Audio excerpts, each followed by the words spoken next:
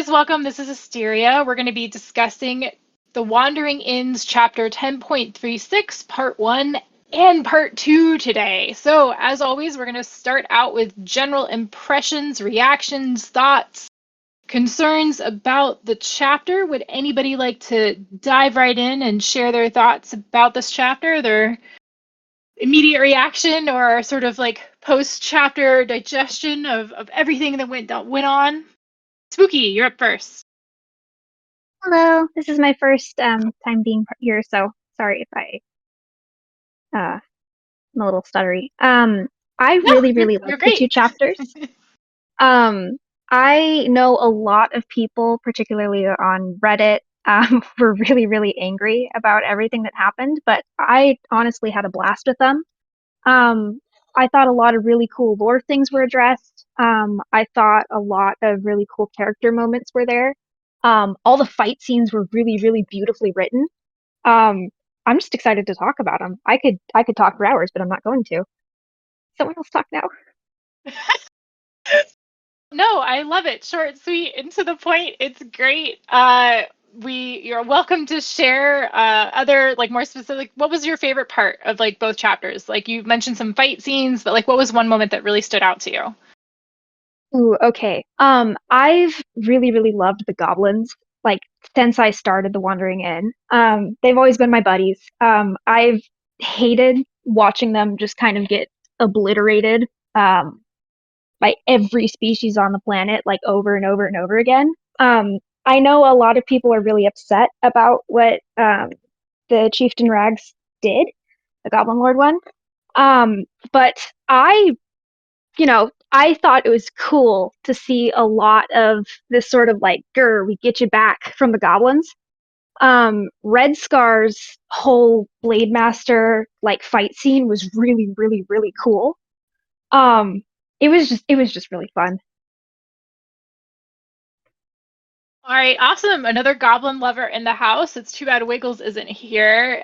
He would absolutely be agreeing with you 100% with all sorts of emote reactions. He loves the goblins as well.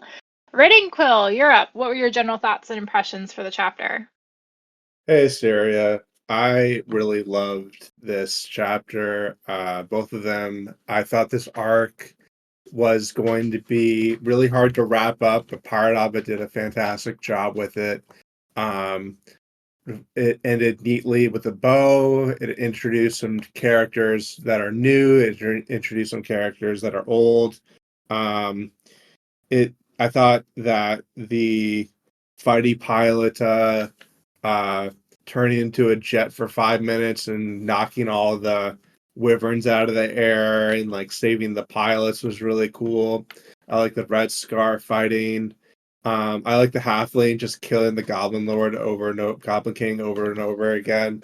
Uh, and then all going back to Pond, but they were like talking outside of the door for so long that he was like, "Come on, hurry up, hurry up."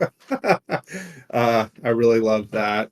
Um, I thought that this arc couldn't have gone better, you know. I thought that it was really interesting to get some characters back that I thought were lost. And I thought it was better to do it this way rather than just resurrect them again to make that kind of cheap and easy. Um, yeah, I really loved it. Really loved it. 10 out of 10 chapter. Wonderful. All right, great. So definitely got some positive reactions. Well, Spooky mentioned earlier that there have been some, divisive opinions about how this arc is going. And as we kind of approach the epilogue, it's interesting to sort of see how everything is coming together. Jotun, you had some thoughts. Okay, I think the chapter was pretty fun. Like when they introduced his ragazzi of civilization, I was imagining the scene. She gonna bomb the shit out of somebody, and it delivered. She literally missile striked the people, and freaking, she was playing Horde mode against Palace Army. She was like literally mowing them down with like machine gun. And I love the scene where Red Scar like wanders in like a hero, and halfway through he was like, "Oh my god, I fucked up." I'm not Jaldana. I cannot do it. Like, this is bullshit. But he just got like swarmed up. He was like, oh no. I love this scene though. I think I also love the Goblin King plot line, like the lower reveal they did, like how they don't want any like broken classes to become Goblin King. Like they don't want anybody with a hero class or a champion class, and they were like, "Why this happened?" I love that part. They're like, "We need Goblin King, but we don't want to make him the like a main protagonist. Like, don't give him like a broken cheat codes." I love it. This was a lot of fun. 2 chapters. That's all. All right. Thank you very much for sharing. Seems like the Goblin King was definitely a favorite of the chapters. Spooky, you had another thought? Yeah, this is mostly in reply to what Quill said. You mentioned the scene at the very, very end where Pawn is, still holding the door, and everyone is deciding to have really important conversations right outside the door. Um, I worked fast food and retail for years, and like Pawn's exasperation, that entire scene was honestly, it was just real. You're sitting there, you want to go home, like you're waiting to close, and there's still customers inside the store, and they're not moving, and they're like, ah, yes, I know you close in 5 minutes, but I need to come in and order like 5 things. And you're like, no, I need you to go home. Like, we need to clean the store, we need to close, I need you to get out. And Pawn is sitting there waiting and waiting and waiting for them to just go through the door so he can like clock out and go home. And I don't know. I know a lot of people mentioned it feeling like retail, and it was. That poor man. All right.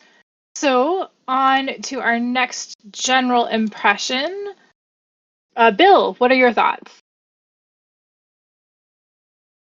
Hi everyone. Um, I guess I'm ashamed to say I didn't have the best reaction, right? Um, I love the Palace of Faith, and it's been a truly insane arc. And Pirate Abba has done such a good job of making me care for, I guess, like how they're discussing fake people, not real. No, like not, these people who don't matter because they're not the real character, right? But I loved it. However,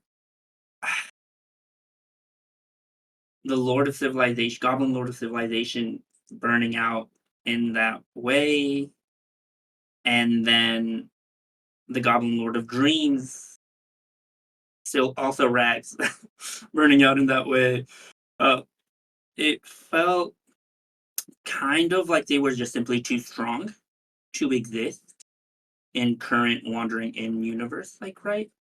That they had to have gotten, like, they just had to have gotten like rid of them, right?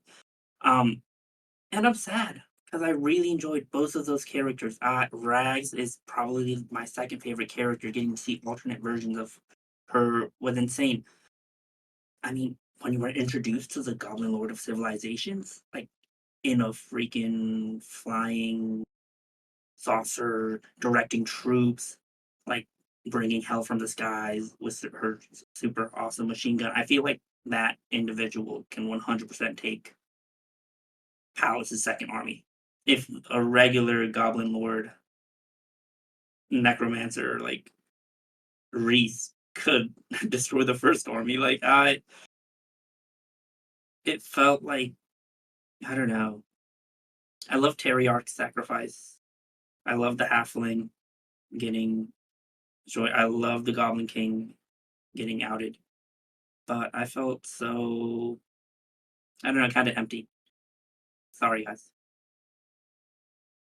No, that's perfectly valid. It's actually great, right? This is why we host these discussions, is to get different perspectives, and not everybody loves every single chapter. It's led to some great discussion on here in past chapters, so thank you for sharing. Kineas, they think that they're kind of burnt out on so many things happening and so much chaos. They enjoyed a lot of the things that happened, but the most chaotic parts, especially the battle with the Goblin King, they think they didn't really get entirely, and hope that this discussion will make it clearer. They enjoyed more of the Red Scar fight and all that happened with the different rags. Personally, they'd like to go back to some of the slice of life things to relax a bit.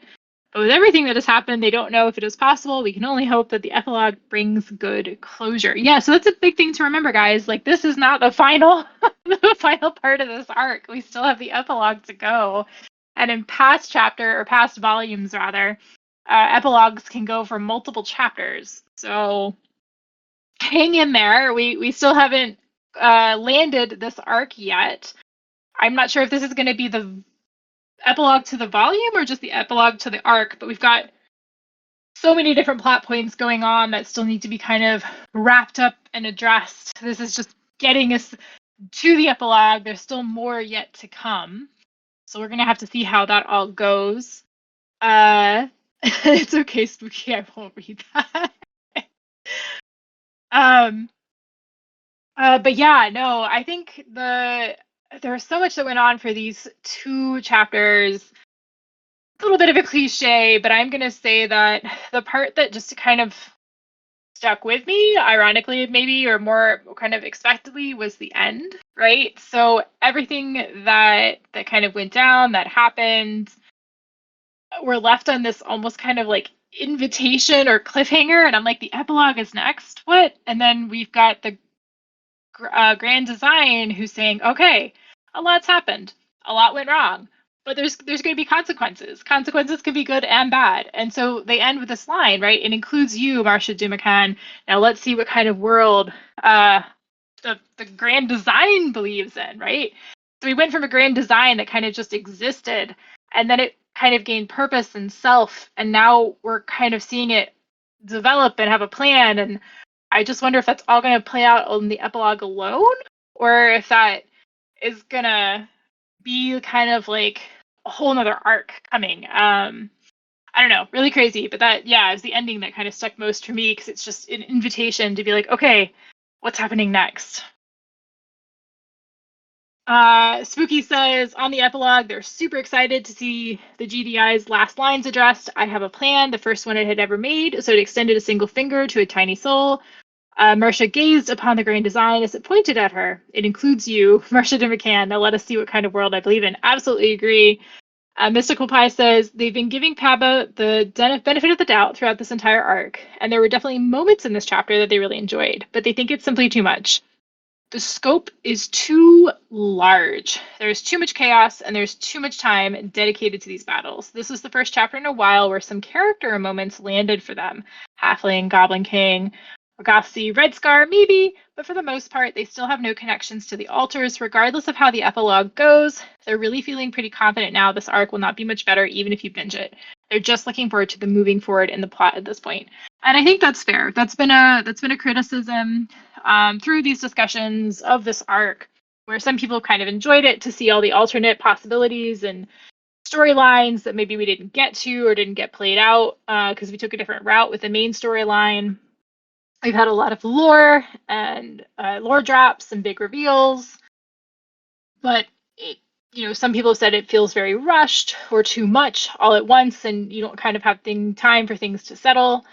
And a lot of people are waiting to sort of see what the epilogue does or where it goes to kind of have a final opinion about this arc. So Mystical Pie, I think that that's entirely fair, and you're echoing kind of what a lot of people feel. So we've got some people who absolutely adore it, love it, can't wait to see what happens, and others that are kind of like, okay, let's get back. Can we get back to Aaron? Can we get back to our main kind of characters and storylines and enough of the alternates? So yeah, I think a lot of people are waiting to see where this goes, so we can only speculate, but this chapter brings us, or these 2 chapters bring us one step closer to that. So go ahead and type up any final thoughts. We're going to move on from general impressions to one of the discussion questions. For those that are typing, go ahead and get your thoughts down. I'll read them out. I'm just going to get people thinking about the discussion question in the meantime. So let's see. Yeah, let's jump right into this. This is a good one, kind of from that thought.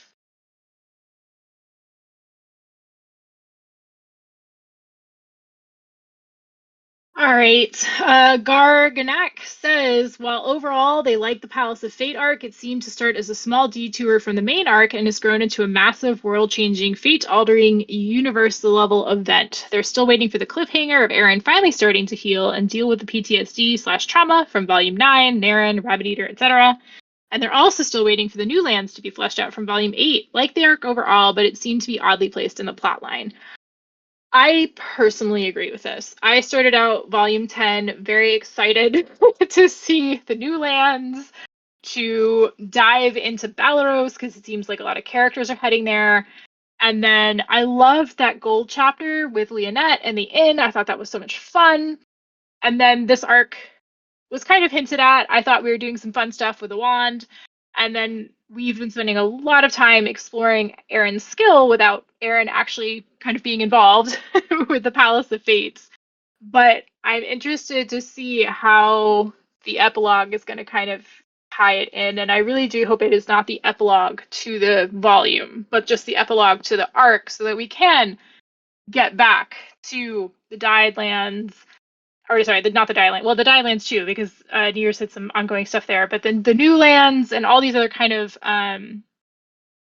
arcs that these plot lines that we started at the beginning of the volume that we haven't touched on in quite a bit. So I'm intrigued to get back to those and see how those play out. Absolutely agree with you there, Garganak, and looks like you've got some agreement there with the emotes. Jotten, you had some thoughts about the discussion question or about overall impressions? No, I have some thoughts about discussion question, but if you want Okay. to continue, I'm happy to wait. I'm just going to read out the discussion question, and then we can dive into that. And Valerie Wraith, once you're done typing, I will read out your opinion. We'll circle back to general impressions for when you get finished. No rush.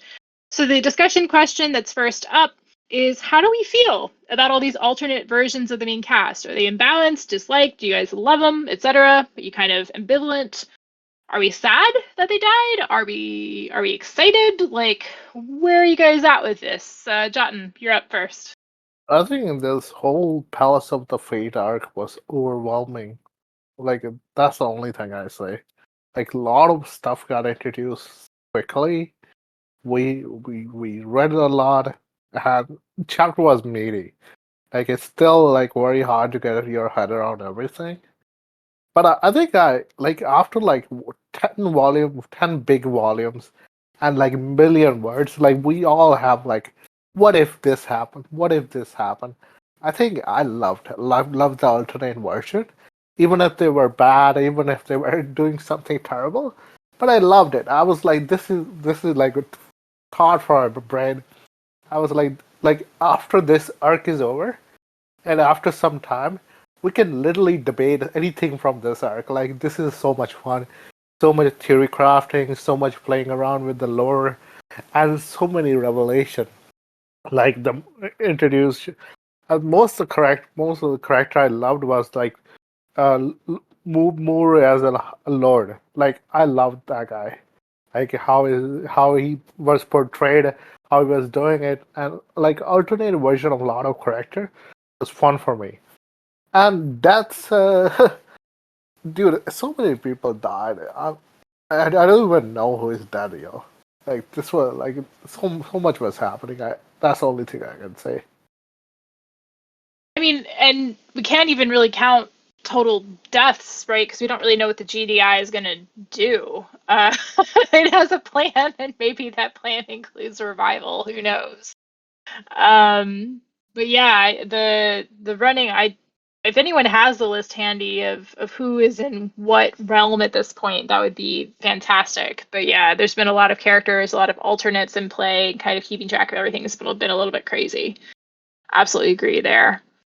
Let's see. So Valerie says, loved most of them in reference to the alternate versions, if not all. They all feel like someone that might have become if Paba had chosen to take the story in other ways. Of all of them, they would have liked to see Eren and Tyriarch's story if she had stayed with him. They're glad he survived, even if he got smoked. Sad to see them go, happy to know they lived, judgmental towards Tyriarch for not knowing how to polymorph himself back into a material body. Yeah, Terriarch, you're constantly coming up short for being a mighty dragon. But Jotten, just sort of echoing back on what you were saying about sort of all these alternate possibilities, and it's going to be fun to dive back into it. Absolutely, I think this whole arc is going to be something where if somebody wanted to, or even maybe myself or Wiggles, occasionally we'll do a discussion about a specific point of the story or another chapter or a volume again, and this is ripe for additional discussion. There's just so much here that we haven't been able to cover. So once everybody's had a chance to kind of absorb the arc over maybe a few months, this would be a good one to kind of go back in and discuss overall just the lore reveals, everything that happened, the hints at alternative plot lines and stories that could have been written out. And this is a great source of fan fiction material for anyone writing fan fiction or doing artwork inspired by the Wandering Inn. That is for sure. All right. Any other thoughts about how we feel about alternate versions of the cast? Love them, hate them. Hope to see anybody continue appearing after this, after the epilogue wraps up this arc. I think the multiple Terriarchs were at least an artwork fave, from what I'm seeing in the main Wandering Inn server. Red Inkwell, what are your thoughts? I liked the alternate rags. I like the alternate more, the one from the future. I like the alternate Mershas. I thought Bellavere, she seems kind of like the real one, to be honest, and she was really frightening and scary. Uh, but like in terms of like the alternate errands and everything else, I didn't really care as much, except for maybe the Red Fangs. It was good to see them again, and it was good to see Califor again. Now that we know Nanette so well, I don't know. Like you obviously don't care about these characters as much as the ones you've been following throughout the story, the rise and fall and everything. But like, if we get to know them on the page for like a couple pages, and we get to know their thoughts and their feelings and how they interact with the real characters, then it makes you care about them a lot more. But if it's just a few throwaway lines, it's kind of hard to care a ton about them. But like, I thought that, you know, Parnaba's opening up a way for um us to maybe get to know them in the future when the Palace of Fates is reopened, when someone hits level 70 and this door is still here. Maybe they can communicate with Pond to open the door again. That's what I've been thinking that might happen. Um, I just think it's just all so interesting. I thought that this was a really gutsy move for any writer to do, even because like out of all the multiverses like movies and everything, I think that only maybe Everything Everywhere All at Once did it really, really well. Everyone else has kind of fumbled the bag, and I think Paradaba is like in the top quarter of all multiverses stories, and with this arc, did a really good job with doing it. And if there's ever an adaptation of the story in the future, uh, it'll probably be really interesting to see all the characters like in the different outfits and everything. Um, and the different voices, and it'll make it feel a lot more real for us, I think. If there's ever like an anime or a manga of it or anything, but I really liked it. Yeah. Hey, thank you so much. Yeah, that door was just sort of thinking a little bit more about the door that kind of featured heavily throughout the chapter, and I'm wondering if Pirate was watching The Good Place, right? It just reminds me a lot of the final door from one of the last in the last season of The Good Place. Trying to avoid spoilers for those who haven't I even watched the given that a first two watch yet. seasons, but I haven't watched the last two yet. Okay. Yeah, I'll try Yeah. to avoid. I'll try to avoid, but I will say I feel like I kind of. I mean, it's not unique to The Good Place, but this It's not. chapter I'm did feel a guessing lot that like last it's season. the Real Good Place door or something, or I Oh don't no, know. I'm sorry. I'm talking about the TV show, like the Yeah, TV show, the Good Place. Yeah, it felt a lot like this chapter. Kind of actually reminded me a lot of that last like season. okay. All right. All right. So, Mystical Pie says they felt a connection to some of the altars from near the beginning of the arc, Roots, Mersha, Student Rags. But as the arc progressed, they felt less and less connections to all the alternate versions of the character. To be honest, they really started to actively dislike the fact that they existed, especially when they were already dead characters. Bringing back the Florist, Hallorak, Morg, Heaven, and so many others felt like it retroactively cheapened those character deaths and the impressions they had after they died. They're almost never a fan of reviving characters or showing a previously dead character is actually alive. Aaron is one of the few character revivals in literature that they actually think was pulled off deftly. So it was disappointing for them to see all the other dead characters' altars. Yeah, I kind of feel like it's hit and miss, right? It's like it's great to sort of see how these other characters could have, played out in other roles and fates. It's nice to revisit characters that we miss, but at the same time, can absolutely understand how for some readers it kind of maybe cheapens, right? The loss of those characters, right? Kind of you got to know them, you love them, and then they're gone, and it's like, oh no, it was so touching, and then bringing them back kind of not invalidates that loss, but makes it maybe sort of doesn't quite have the same impression because they were just brought back when we went through such a crazy loss of them. So can absolutely understand that, but I think it was fun to see the alternate possibilities, but maybe keeping it focused in on a few other characters rather than so many would have made it a little bit more impactful. Just looking at the alternates for like one or two rather than so many. Igneal says the alternates were pretty cool. Would have been funny to see if we saw a what if of Aaron as the awesome innkeeper with the Kamehameha wave or whatever from a throwaway joke back in volume 1. Kanea says the main ones, Student Rags, Roots Mersha, Beach Kevin, and Lord Moore they're okay with, although they think Lord Moore needs a bit more development as if he's going to continue in the story. Future Pawn was good, even if he doesn't continue, but about the rest, not so much. Ragathi, Future Rags, and the alternate Teriarch's deaths didn't do much for them, and everything else were mostly cameos.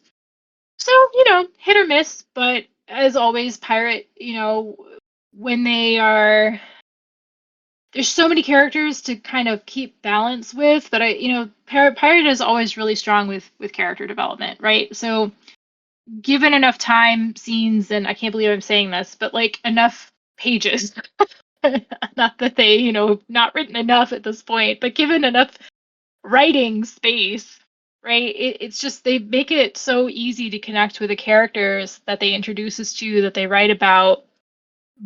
But I think even they got hit a little bit with this arc with just so many different versions and characters running around that this arc needed to be longer to give them more space to breathe and for readers to connect with them.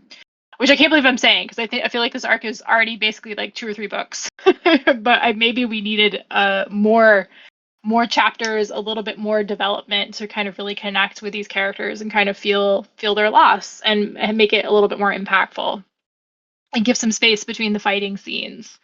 Valwraith says they have a general thought. Now that they think about it, they're sad we didn't get to see Nirasil at all. The moment we were told she existed, it made it clear to them why Teriarch has such a weakness to young girls. Because he lost his daughter and they remind him of her. He cannot help himself from trying to be their hero. Her absence in this arc is the one they felt the most. Absolutely fair. And I think a good observation. So go ahead and put last thoughts in, and we're going to move on to the next discussion. Spooky, what are your thoughts? She didn't pop up in the last couple chapters, the point 1 and point 2, but I did remember at some point as he's going through the Palace of Fates, he sees like his life with her. I do agree that I feel like it would have been really cool if like she'd been one of the people to come through the door. But I also think that like, Teriarch loves his daughter. And his character throughout the story has been like driven by essentially protecting and mentoring this young woman in like a way that he wasn't able to take care of his own like child.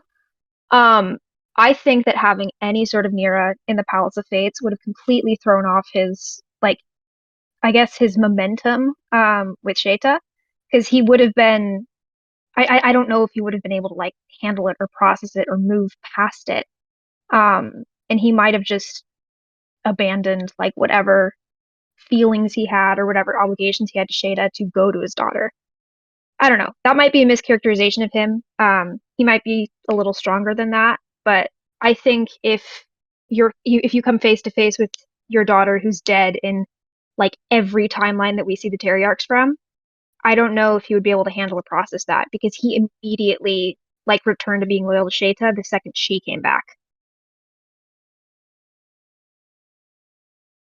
That's a good point, right? If she showed up, would he ignore everything to go straight after her? And I think that would have been interesting to see, actually. Maybe we didn't. Maybe we did need one more chapter from a character's perspective, but it would have been kind of cool to see Terry's priorities pulled in a lot of different directions with, right, all the kind of his daughter, Magnolia, just and Sheeta right there, just kind of everybody pulling his attention and having to see him kind of make a choice as to what he's going to do. So absolutely agree with that. I think that's a really great point. All right, switching gears because I think that's final thoughts on that question. So how do you guys feel about Palace's blood class goblin slayers? How do they rationalize abandoning ethical treatment of enemy combatants? Is it easier to make moral concessions against enemies you consider subhuman? So this kind of gets back to the fact that a lot of in-world doesn't really see goblins as maybe not even equal. Like they kind of just treat them as like if they were hunting rabbits or vermin, right? They don't see them as equivalent species. They have no problem with the fact that they cut off ears and could turn them in for, a monetary reward. And quite a bit of the volume has been, or quite a bit of the story has been, dedicated to having characters realize that, hey, yeah, goblins are a thinking, feeling species that can communicate. You're treating them like exterminating rats, and no, they're actually quite complicated, complex beings. And so a lot of characters are having to kind of come to terms with that. We see that actually play out a lot with Relk, right? One of the fan favorites, but he was actually quite despised for a long time when he sort of treated goblins the way he did in the early volumes. So now this kind of discussion comes up again from a different perspective with Palace. So yeah, what did you guys think? Spooky, you're up. I gotta get on my soapbox. I'll be quiet after this. I know I'm yapping quite a bit. I have quotes.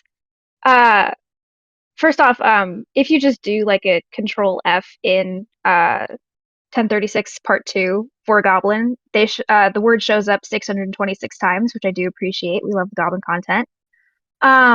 Specifically with the Goblin Slayers, there's so much about them that is so messed up. What really like got me, I thought at in the scene where Mears is watching over like what's happening with his scrying orb, and he sees like the Goblin Slayers just stabbing this pile of bodies, and we don't even see Rag's name mentioned. I thought she died there. I made a big stink about it in the General Twice server. I was very upset. I was like, damn, that's so messed up. I hope she gets an A on her essay.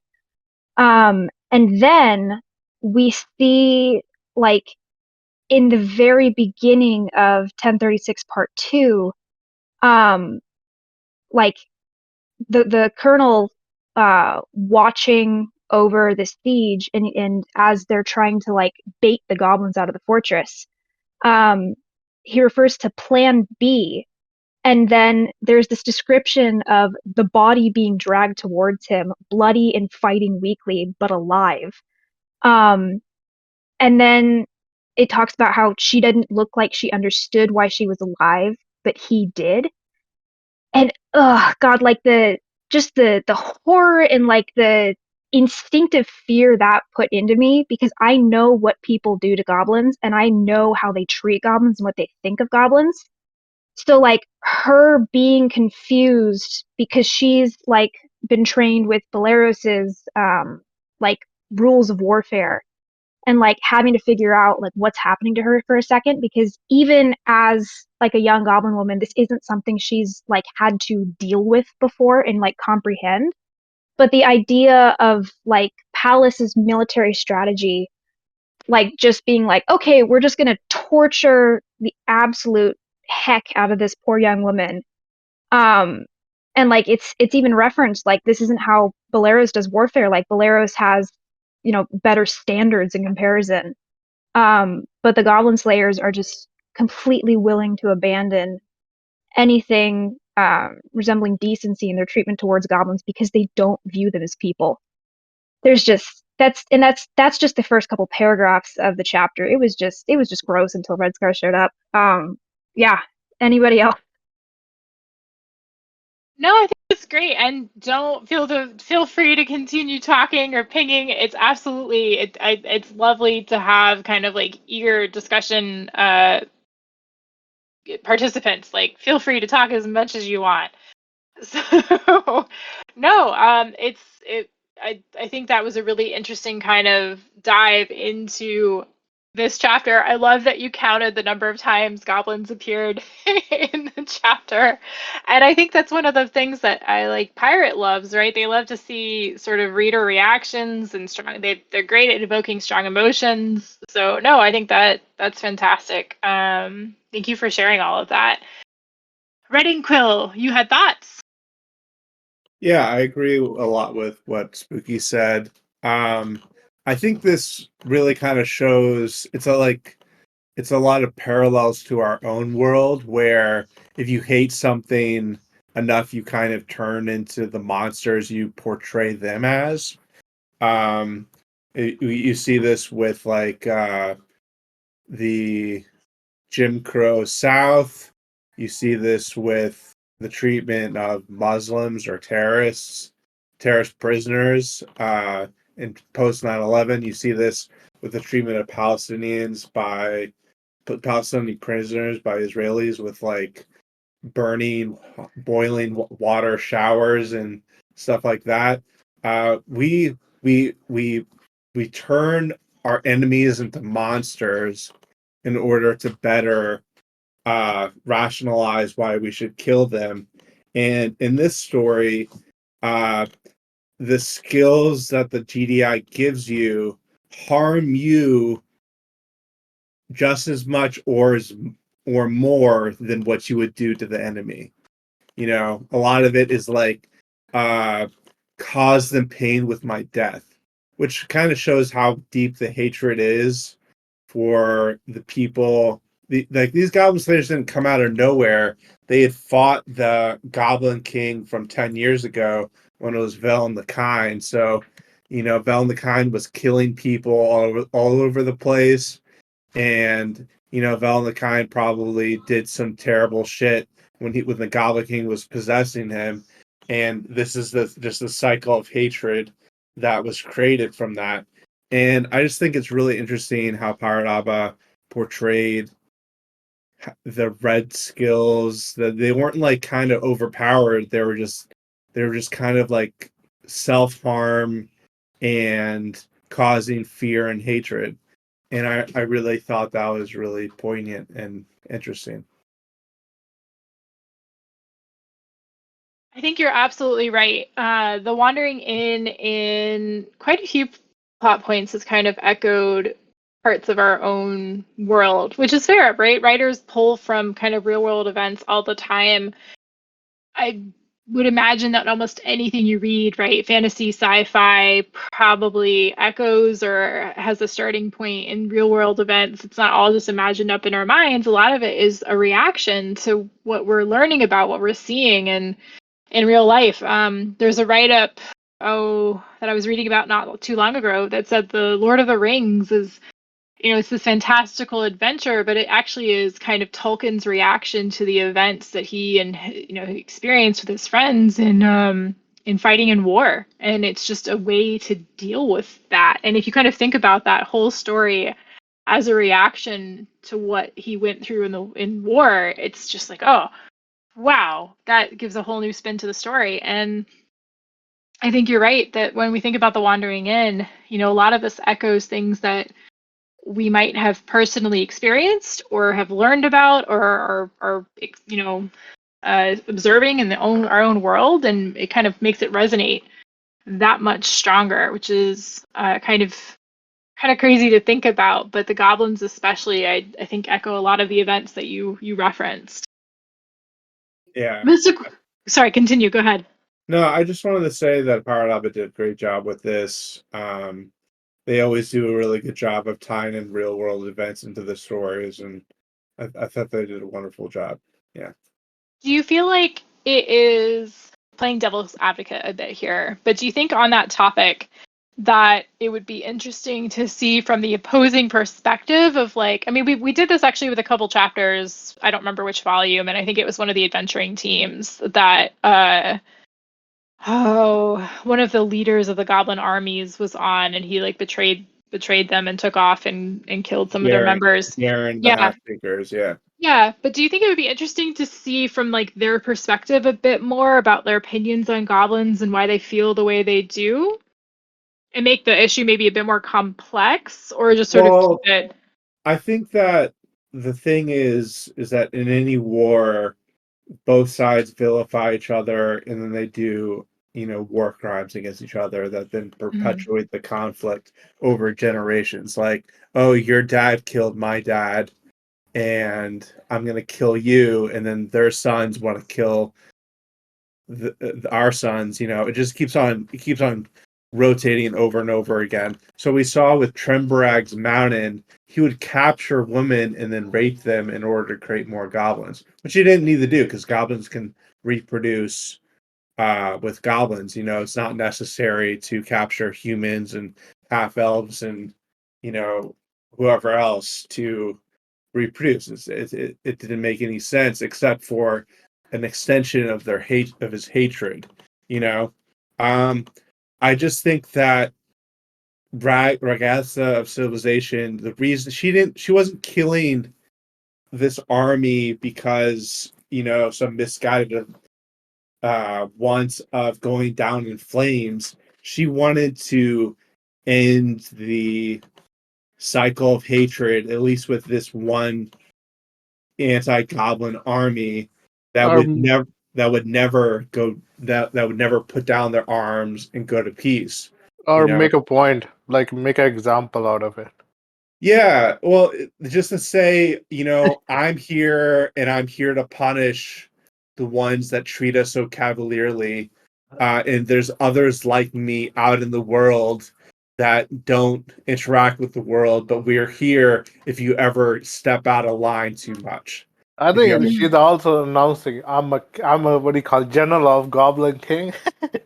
So anytime yeah, Goblin Kings come back, I will come back too to fuck you up.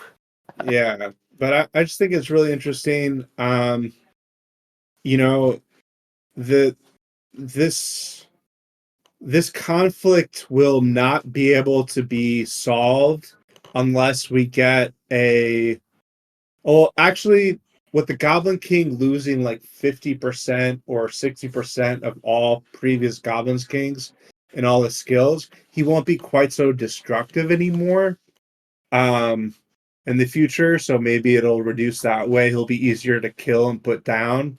But he is still quite scary with even just 30 level 70 skills people inside of him. He's still quite scary. But you know, I think our Rags, Chieftain Rags, hasn't become a Goblin Lord yet, and she's previously had skills of like the Aura, the Emissary, and I think she's going to try to not just break the wheel, but like change it into a spiral that's ascending rather than just rotating over the same tired tropes. Ascending into something new, you know. That's what I think that our chieftain is, when she becomes a goblin lord, is going to try to do. when she goes to sleep. She's going to become a goblin lord that ends the cycle of violence. But, Vel and the Kind tried to do the same thing, and he failed, so we'll see what happens. Well, there always has to be someone who, well, I guess there doesn't have to be, but in theory, there's, despite failure, someone eventually should succeed. So, there's no argument against Rags being the first one, and I don't think Pirate tends to be the kind of author that tells sort of defeatist storylines where, they try, but they fail no matter what. And rather, the whole point of the GDI is that people have the opportunity to succeed. It's not guaranteed, but, the idea of skills kind of provides a more level playing field, so to speak.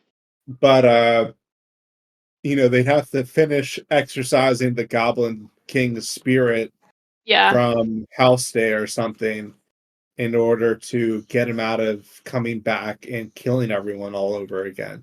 True.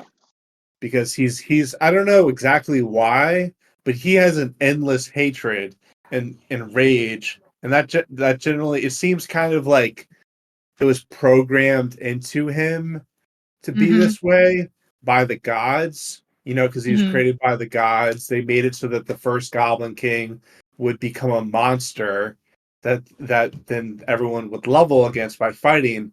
And so I believe that unless the new GDI that has Iskanthos' body can then change the programming or something, then they somehow get the Goblin King to go into the new world with Palm, but that door's been closed. Like, something has to happen to get rid of the Goblin King permanently, because otherwise it's impossible.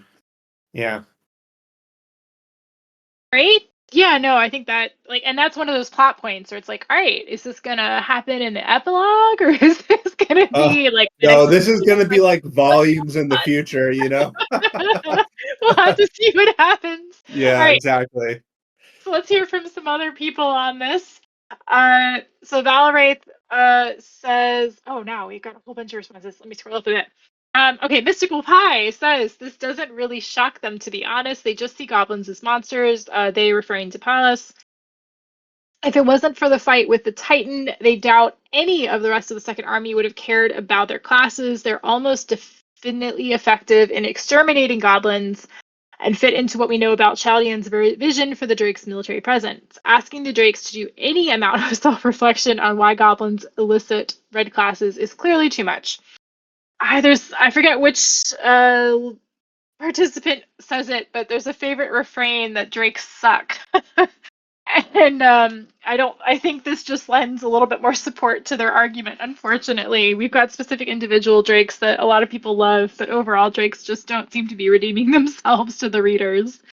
Dart Time Guwai says, goes to show that Adelian is a decisive leader who's willing to get his hands dirty for the good of his city, and then has a kind of emote. Let's see. Valwraith says, how do we feel they need to die? How do they rationalize it? The ends justify the means to them. Is it easier? Wouldn't surprise them if the Drakes had a unit of Gnoll Slayers somewhere as well. That's fair. As Red Ink Quill was saying, a lot of the ways that people justify these kind of acts is they dehumanize the enemy, or they kind of make them into this boogeyman, right? They're no longer viewed as something that the fighters can identify with or humanize, or I guess I'm not sure what the right word would be when we're dealing with a world. Empathize. Yeah, empathize. Yeah. There we go. Yeah. Can empathize with. Perfect. And so, that's actually, I think that's classic military training, right? I've never served in the military. I have no idea, but I think that's one of the things where if you do serve in the military, right, there's a lot of effort taken to try to strip away some of that empathy, because it makes you question what you would do if you're fighting in a war. And so that's kind of what we're seeing play out here, maybe with Pallas and goblins and gnolls, as well as one discusser mentioned. So Kaneas says the thing that was a little bit strange for them is that if they see the goblins as monsters, then the class probably shouldn't be a blood class for them. And they're not sure, but they think we have seen that the other Slayer classes in the past without them being blood classes, and a lot of readers agree with this. So yeah, I'm not sure if that's an oversight. I don't know if we've got the full rundown on how red classes exactly work. Could be an oversight that needs to be corrected in editing. Could be that there are rules in play that we don't quite know for the leveling system quite yet. But I think that's a good catch. Dark Time Guai says that in response to Valray's comment about Knoll Slayers, they call them Doombringers. And yeah. Kinea says it being a blood class should be kind of proof that they aren't monsters. 100% agreements there from some of the other discussion participants. Valray says, as expected from Thilicon's brother from another mother in response to Dark Time Guai's comment about Eldelin being a decisive leader. Jotten says, war is hell. It turns monsters out of everyone. Yes, I think that is a common agreement amongst any book, poem, song, or just anybody who's been in war. Absolutely. It just makes monsters out of everyone, both by choice or by not. Spooky says, yes, you can read yours. Go for it. Thank you. So I pulled quotes because I like quotes. We have a little bit of discussion about red classes as a whole. It is as Student Rags is reacting to, the atrocities. She mentions it's her internal narration. You weren't supposed to get those kinds of classes normally, not those classes. Nir's taught his students about the worst kinds of skills you could get, products of trauma or terrible acts, willing or otherwise. Or Rathus's eyes found her again, and she saw it deep within his eyes. Hatred. It's completely within Pallasian military doctrine, Goblin. A weapon should be used as long as the cost is acceptable. You're dismissed, alchemist. So we see that red classes are. We have a couple things you could get from them. Trauma, so stuff like what happened with Floris, with the florist, where she became a horror rank. Terrible acts, willing or otherwise. I would classify that as like stuff like slavers, which is unwilling, or sorry, slaves, which is unwilling, and then willing would be probably the rapist class that we see once during the Pisces arc.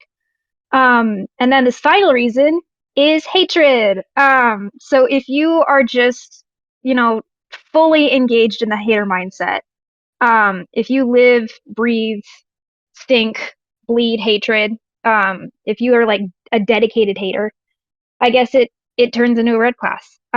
So they still view the goblins as people, I guess, or I don't know, because someone made the argument that it shouldn't be a blood class if they see them as monsters.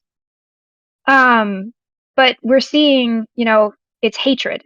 They hate goblins so much. It doesn't matter if they're monsters. It doesn't matter if they're people. That level of hatred is overwhelming them. It's like essentially inundating their souls with this just badness. Yeah, I just want to interject. I think the red classes comes from hating a leveling person. So the vampire slayers didn't get red classes, but the vampires can't level unless they're sucking levels out of people. So they're more like monsters, and you can kill Krellers all day and not get a red class, even though they're intelligent. It's probably some kind of GDI system of if you hate a leveling thing, they pass the I think it's the trials. mentality. I think it's mostly with the mentality. No, I You guys definitely remember, think. I think just be careful to not interrupt each other with the discussion. I do think it is probably a mentality thing. With Creelers, like those are monsters through and through. I honestly think Creelers are interesting because we've seen a couple in the Palace of Fates that indicate, Creelers are sentient beings at certain levels, and they like, or not levels, but at certain stages in their lifespan, and they like are, they're also overwhelmed by hatred too. Um, but Creelers are not really a people or a society. They don't build things. They don't really like have culture. They don't have society. They don't have cities or real like customs. They don't have trade or art or cuisine. Goblins do. Goblins have all of those things. Goblins are people. And I think if you're hating a person that much, like it is solely hatred. I do like the point you made about the leveling thing being a thing though. Like if if this race can level, then they are something that could have like a blood class related to it. But I feel like that also breaks down a little bit with the with the Doom Slayers, because gnolls are leveling creatures, and if we're saying that the red class is based around leveling, I don't know if that really works.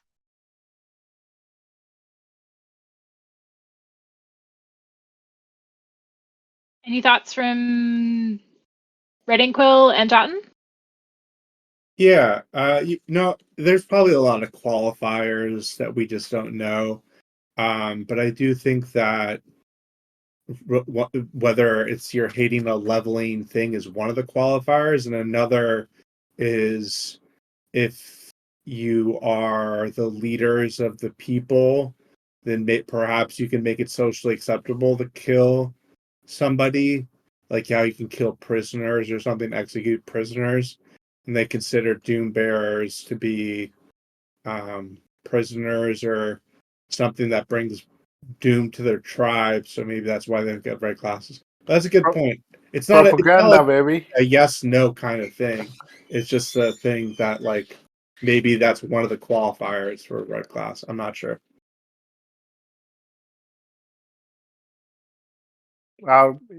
We can continue, Astoria. All right. So yeah, love the spirited discussion on this. So thank you for reading out and sharing those quotes, Spooky. I think those are fantastic and a great kind of summarization of the red skills and kind of considerations with the topic at hand. Our Garcia says the story has made an amazing work on revealing how goblins are not just monsters and how they are people. And they feel that since we know that normal goblins are the children's version of hobgoblins, it gave a whole new level to the horror that they suffer. I think that's a great point. And it's interesting that we have that with the goblins, but we also, I don't think we've dived into this as much, but there's a sort of similar kind of revelation going on with the Intinium, right? The Intinium don't maybe necessarily have the same reputation as monsters, but more kind of scary new species that has the potential to take over. But I don't know if they were ever treated the same as goblins have been, which are kind of considered more vermin than a threat, an equivalent threat at the same sort of level of consideration by various members of Israel. But it's interesting to kind of see how the different species interpret treatment of the goblins versus the Intimium plays out in the story.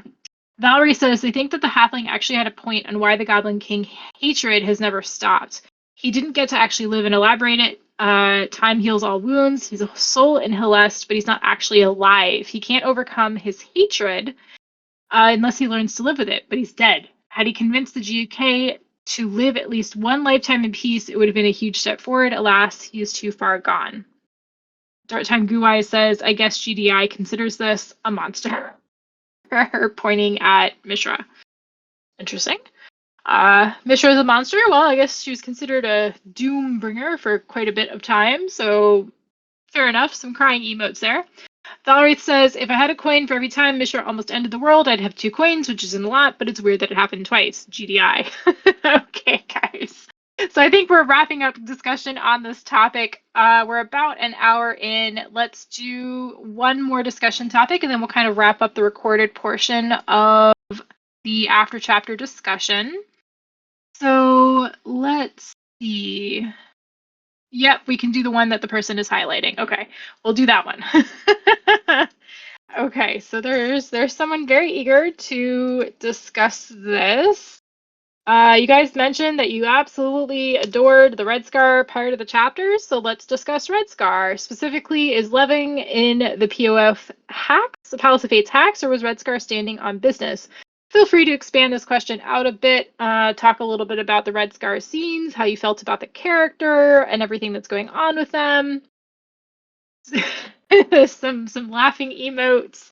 John, what did you think? I think that like Red Scar leveling was part having fun with the regression fantasy stories. It's like back into the past and just joining the master for all his knowledge. I think I'd have fun with it.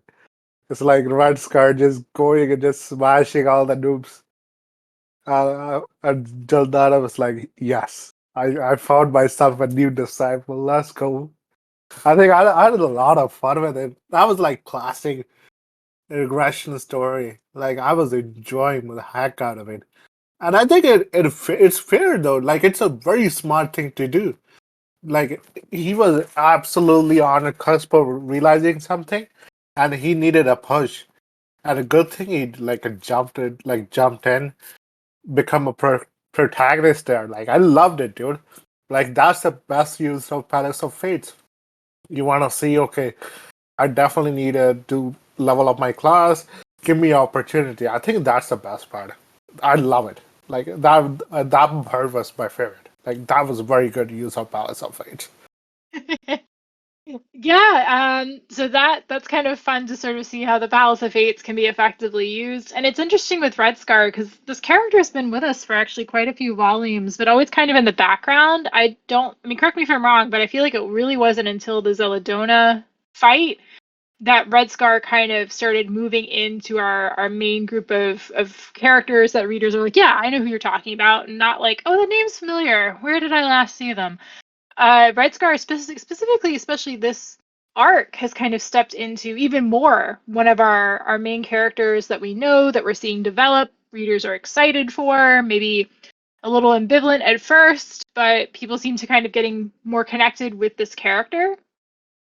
So yeah, how are you guys feeling about all of that? Mystical Pie says they were one of the people that wasn't a fan of him power leveling in the palace, but they like where his character has gone. They just think that there was enough danger in this arc that he could have gotten equivalent experience with the Titan or something else. But okay, still fair that you kind of were excited to see development in his character and for him to kind of step forward as a main, maybe not a main character, but more of a main character than before.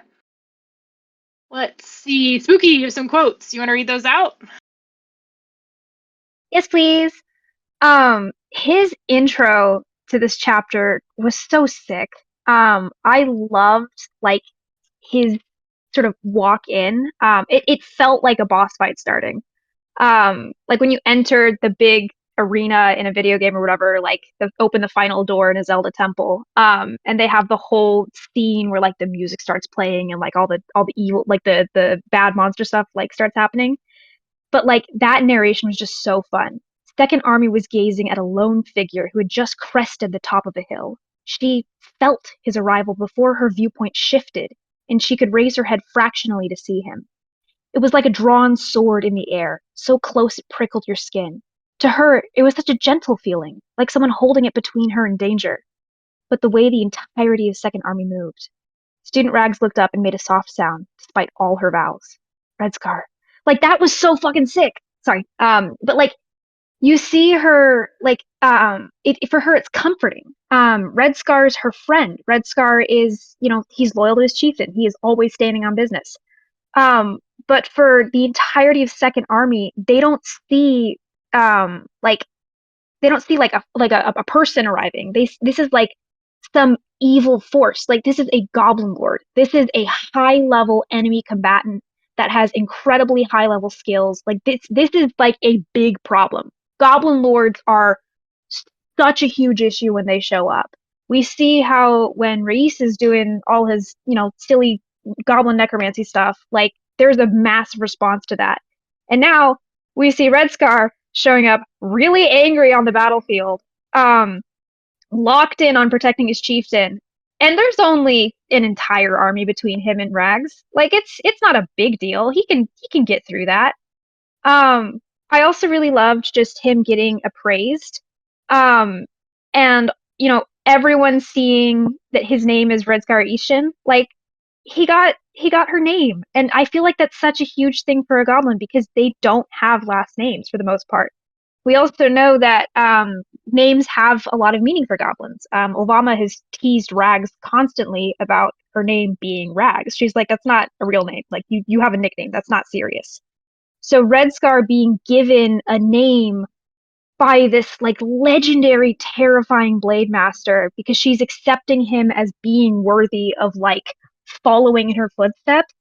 It's so cool. Like, and he is such a cool character. And if this was any other species on the planet, everyone would want to be his friend. Everyone would want to be sponsoring him, and like he'd be named rank. Like this, he's like so cool. But because he's a goblin, people are just really, really, really scared.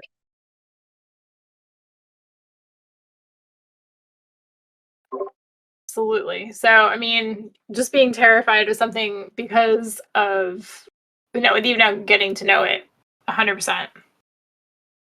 Okay, so Dirt Time Guai says, you might say he got his own cutscene. Giggles. Valwraith says, he wasn't a monster to the elves and only became a monster after they died. The gods wanted the whole goblin species to be monsters. The GK being what he is, saddened the halfling because he became what the gods wanted because of his own hatred. But the point is that the GK sins, Goblin King, being the Goblin King's sins, are his own. Kanea says, Red Scar has become a fun badass character. Rags' tribe becoming stronger at a fast pace is an important part of the story, and having him as kind of a champion is an interesting part of it. And yes, Red Ink Quill, I'm circling back to you. Go ahead. Red Ink Quill, can you hear me? Oh yeah, hello. I thought that Red Scar, it's not a hackster level in the Palace of Fates when he like went and did the Trial of Zeldana, Trial of Blades. It's only a hack in that it's hard to generate the moments where you cross the level 50 divide. But he was doing it to not for like frivolous reasons. He was doing it to protect his tribe against getting annihilated by the second army of the Drakes. So I thought it was really interesting. I didn't realize where that last name came from, so thanks, Spooky, for pointing out where it was. I remembered that Zeldana had given him the last name. That's true. I just think it's really interesting that they thought immediately that this Red Scar was a goblin lord, because how could a goblin be so strong if they weren't a lord? Because they don't consider them to be a real species. They think that they're just like a monster species that go from goblin, hobgoblin, chieftain, great chieftain, lord, and king, and then that's just how they progress. But Red Scar is his own person. He's just a really high level blade master that's across level 50. And I thought that he did a great job this chapter fighting and saving student Rags. And I thought it was just really interesting how he had learned from Zeldana all the tips for fighting armies. And I'm sure that we're going to see in future chapters that she's given him some other tips as well. But we'll see. Okay, thank you for sharing. Samu, over to you. Yeah, can you hear me? Yep, loud and clear. Oh, thanks. Yeah, so the one thing, like, I loved Red Scar, I loved his single chapter, I loved him in this chapter, but the one thing that I'm a little bit afraid of is if he becomes the Goblin King, because the one character of the younger goblins that we've known so far that could turn out to be worse than a hero rabbit eater is a Red Scar Goblin King. Like, or a Saladona Goblin King, basically. That would be so. That's what makes me a little bit afraid for Red Scar, because that's like not, he wouldn't do a good job with the Goblin King stuff, I think, and he could be really dangerous. And yeah, that's what made me most afraid about everything. That he's now the highest level of the younger goblins, aside from the Goblin Lords, the old ones, and that he would be one of the first to get to the Goblin King level range, and that I'm really not looking forward to him becoming the Goblin King. All right, thank you for sharing. Yeah, we're gonna just have to see how it all plays out. Valerie says they think leveling in the Palace of Fates is perfectly valid. It's not like people can level only if they get experience by slaying monsters. The point is that Red Scar risked his life and overcame his limits. They don't doubt someone will be able to level even by training alone in a cave. They gain a new perspective, and their class fits the theme. Honestly, the Palace of Fates, I mean, the door reminded me of the door from The Good Place, and this whole sort of training arc montage almost takes me back to that. Oh, I don't remember what it was called, but that room that like Goku and the others trained in the Dragon Ball Z, where they just disappeared and like they were gone for a Hyperbaric day. chambers. Yeah, it's almost what the Palace of Fates kind of feels like, where it's like, not a cheat code, but kind of a cheat code. Getting up there with that skill. So I think there's a lot of leveling and classes to come. Right, the GDI kind of hints at that with the coming, right, maybe in the epilogue chapter we're going to see a lot of this kind of play out. So maybe skills and levels will be lost or gained or kept or lost, who knows, but there's a lot of cool stuff I think coming. So Spooky, what are your thoughts? Specifically on the little reference you made to the good place, no, the bad place. I sort of thought, rather than like you have a bunch of different people using the Palace of Fates in different ways. Some are like, I'm going to play bad therapy with myself and stare at really sad things until I cry. Some people, like Red Scar, decided to use it as its own personal training arc. The biggest impression overall for the Palace of Fates for me, for like most of the chapters, it was, delightful chaos. It reminds me of the Royal Rumble that WrestleMania hosts every now and then. So you have like just endless dudes, and they bring them in the Royal Rumble. They bring them out like one at a time every couple minutes, and once you're in the ring, you don't leave until you get out of the ring.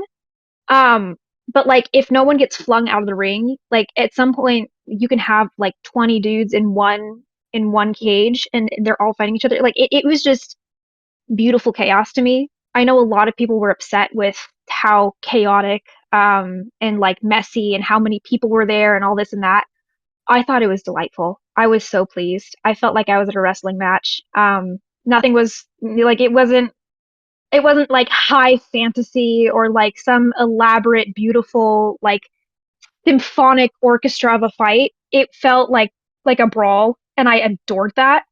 And then you have Red Scar, who is completely locked in, and he's like, I'm going to cheat in the best way possible. I'm going to go and I'm going to like have a personal training arc with like the best swordswoman in the entire world. And then I'm going to come back and like use that to my benefit. And I love goblins for that, because other species, they tend to be, I guess, less innovative than a goblin, because a goblin has to fight to survive every day of their lives. Nothing is assured for them. Nothing is guaranteed. They can't anticipate getting zero respect from anyone. So having Red Scar like realize that he can use this to get stronger, that he can use this to his benefit, um, like immediately, it's such a goblin thing for him to do, and I adored that for him. All right, thank you for sharing. Jotten says Palace of Fates can be very good for breakpoint levels, like from 49 to 50. And I think Spooky makes an important point, right? You had a bunch of characters that went into the Palace of Fates and kind of used it for different, well, both Samu and Spooky kind of made this point, right? Used it for different purposes, and that was kind of cool to see it play out. Oh my God, there's so much cool stuff in the Palace of Fates that we just didn't get to. And I know this arc didn't need to be any longer, but I felt like it could have been longer. We could have spent an entire volume on this and not maybe have explored all of the different possibilities. It would have, I don't know, this might have been kind of fun as its own volume. Kind of an echo of of the volume that we spent from different character perspectives when Aaron was in the Deadlands. Garganax says, on Redscar becoming a Goblin King, does the Civil War of Souls and pawns marked for Hell skill break the cycle? I don't know. We will have to see and find out. So on that note, lots of cool stuff to anticipate in the coming chapters of The Wandering Inn, particularly the epilogue that is coming up for this arc. Hope you guys join me next time, or Wiggles, or whoever hosts the next after chapter discussion. Eager to see your thoughts as this arc wraps up. So thank you for joining 10.36 part 1 and 2 after chapter discussion, and hope to see you next time.